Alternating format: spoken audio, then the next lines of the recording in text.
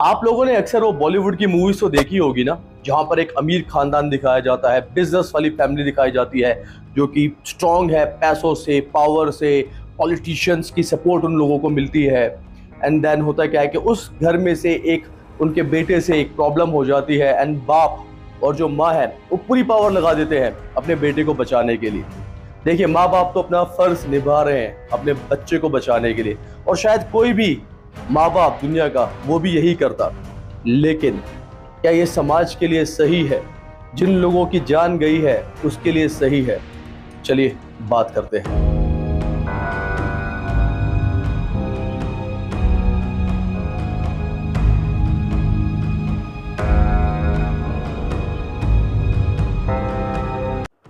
Hello everyone and welcome back to my channel Yuvraj the reviewer. तो कैसे हैं आप सब गाइस? अक्सर आपने इस चैनल के ऊपर हमारे को देखा होगा कोई प्रोडक्ट को रिव्यू करते हुए, ट्रैवल की वीडियोस को देखा होगा। आज से 2 साल पहले मैं बहुत सारी ऐसी वीडियोस बनाता था जो कि सेंटर्ड होती थी सिर्फ और सिर्फ सोसाइटी को लेकर। बहुत सारे मुद्दे उठाए, बहुत सारी ऐसी चीज़ें उठाई जो कि समाज के लिए फेवरेबल थी, लेकिन फिर बंद कर दी। कुछ कारणों की वजह से मैंने वो वीडियोस बनाना बंद कर दिया। उस समय में बहुत सारे लोगों ने बहुत सारा सपोर्ट किया, बहुत सारा प्यार दिया। आज मैं फिर से उसकी शुरुआत कर रहा हूँ। रीज़न क्या है शुरुआत करने का? समाज के अंदर जिस तरीके से इनइक्वालिटी होती जा रही है, बहुत सारे लोग ना बहुत सारी चीज़ें कर रहे हैं, उसको एड्रेस करना ज़रूरी है। हो सकता है कि मेरी वीडियोस 10 लोगों तक जाए, 10 तक जाए, 50 तक जाए, 100 तक जाए। मैं मास वाला नंबर नहीं ढूंढ रहा हूँ, लेकिन हाँ, मैं कम से कम ये कोशिश ज़रूर करूँगा कि अगर समाज के अंदर कुछ गलत हो रहा है तो उसके खिलाफ आवाज़ ज़रूर उठाऊंगा। हो सकता है कि मैं आज पावरलेस हूँ, लेकिन आप लोग मेरी पावर हो।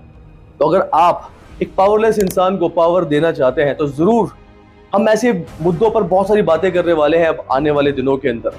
तो आप लोग ज़रूर सपोर्ट करें, सब्सक्राइब कर लीजिए, क्योंकि बहुत सारे मुद्दे हैं जो अब हम लोग एक साथ मिलकर डिस्कस करने वाले हैं। गाइस, जैसा कि आप सभी को पता है कि 19 मई को पुणे में किस तरीके का एक इंसिडेंट होता है, जहां पर एक, जिन लोगों को नहीं पता है मैं उनको थोड़ा सा रिकैप दे देता हूं। 19 मई को एक 17 साल का लड़का, जो कि पुणे की एक बहुत स्ट्रॉन्ग फैमिली से बताया जाता है, जिसके फादर बिल्डर है, एमएलएस के बीच में भी एक अच्छा रुतबा है, पॉलिटिशियंस के साथ भी एक अच्छा रुतबा बताया जा रहा है। और 17 साल का लड़का दारू वारू पीकर पब से 3 बजे निकलता है और अपनी स्पीड वाली गाड़ी में, जो कि ऑलमोस्ट 1.5 करोड़ रुपए की बताई जाती है, उसको लेकर निकल पड़ता है और 2 लोगों की जान चली जाती है, Anish and Ashwini. Guys, can you imagine कितनी सस्ती हो गई है हमारे देश में जान? एक इंसान गाड़ी लेकर निकलेगा, रोड पर जो चल रहा है क्योंकि वो तो नशे में है, उसको मार देगा। इतनी ही चीप है आपकी ज़िंदगी या मेरी ज़िंदगी या किसी और की ज़िंदगी, क्योंकि हमारे पास सिक्योरिटी वाले लोग नहीं है ना। जैसे वो अमीर लोग होते हैं ना, पावरफुल लोग होते हैं, पॉलिटिशियंस होते हैं, उनके साथ क्या वो सिक्योरिटी वाले घूमते रहते हैं, तो उनको कोई टच भी नहीं कर सकता। लेकिन एक आम आदमी के साथ ये सड़क पे कोई उसको मार के चला जाए, बहुत आम बात है। होता क्या है, जो वहाँ के लोग हैं उन्होंने उसी टाइम पर इस लड़के को दबोच लेते हैं, इसके साथ मारपीट करते हैं, इसकी गाड़ी को तोड़ देते हैं, और उसके बाद यरवड़ा जो पुलिस स्टेशन है वहाँ पर, उसके पुलिस वाले इसको वहाँ से ले जाते हैं। अब तक आप होपफुली बात को समझ गए होंगे। उसके बाद क्या होता है, 15 घंटे के बाद इस लड़के को बेल मिल जाती है। बोला क्या जाता है कि आपको ऐसे लिखना है पूरे के पूरे इंसिडेंट के बारे में, आपको ये जो शराब पीने की लत है इसको छोड़ना पड़ेगा, आपको अपना मेंटल स्टेबिलिटी के लेकर चीज़ें करनी पड़ेगी, आपको ट्रैफिक पुलिस वालों के साथ काम करना पड़ेगा। बस यही सज़ा होती है, और उसके बाद उसको छोड़ दिया जाता है। उसके बाद ये मुद्दा सोशल मीडिया पे जितने भी लोग हैं उन्होंने उठाना स्टार्ट कर दिया कि क्या सच में ये जस्टिस है या जोक है। अब इस वाली कहानी में हम क्यों इसको वीडियो बना रहे हैं? क्योंकि कहीं ना कहीं पर ये मुझे पता था कि ये चीज़ होने वाली है। एक नई एंट्री होती है, बताया जाता है कि वो जो गाड़ी है वो उसका ड्राइवर चला रहा था। Can you imagine guys? आपने देखा होगा ना, हमेशा प्री हिस्ट्री रही है, कभी भी कोई बड़े आदमी की गाड़ी से अगर कोई मर जाता है तो सिर्फ और सिर्फ जो जिम्मेदार होता है वो होता है गरीब ड्राइवर। और वो गरीब क्यों हाँ बोल देता है? क्योंकि कहीं ना कहीं पर उसको सपने दिखा दिए जाते हैं, पैसों का लालच तो होता ही है, सपने दिखा दिए जाते हैं कि हम आपके बच्चे की परवरिश करेंगे, उसको अच्छे स्कूल में भेजेंगे, अच्छी फैमिली, अच्छा खाना, सब कुछ।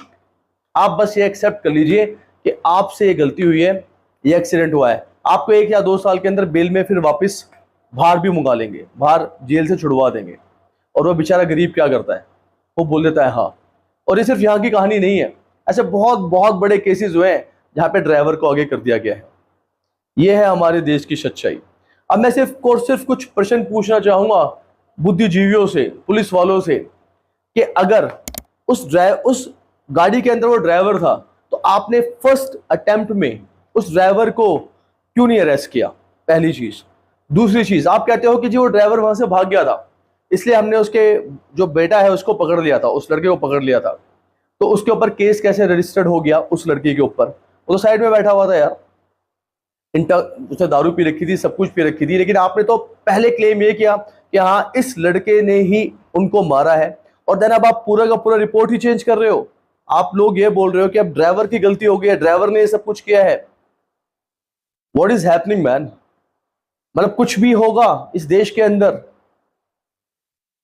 आज उन 2 लोगों की जगह में आपकी फैमिली में से कोई होगा तो आप कैसा फील करोगे इस समय में? कैसा लगेगा आपको?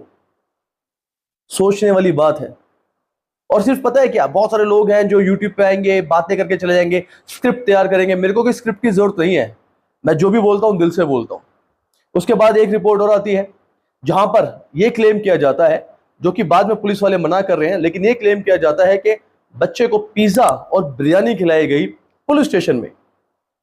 और जो वहां के एमएलए हैं वो next day morning police station भी गए हैं, और ये भी उन्होंने एक्सेप्ट किया है कि जो कॉन्विक्ट है, उसके जो फादर है, उन्होंने उसको कॉल करके भेजा था वहां पर। यह है हमारे देश की सच्चाई कि अगर आज आप अमीर हैं तो आप किसी को भी खरीद सकते हैं, आप अमीर हैं तो आप किसी को भी मार सकते हैं, आप अमीर हैं तो आप कुछ भी कर सकते हैं। You are free to do.